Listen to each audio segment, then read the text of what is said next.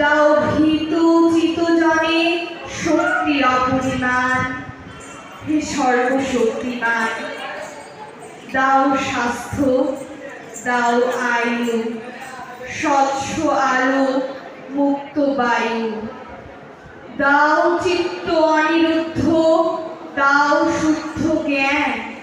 হে সর্বশক্তিমান, দাও দেহে দিব্য কান্তি, দাও দেহে নিত্য শান্তি।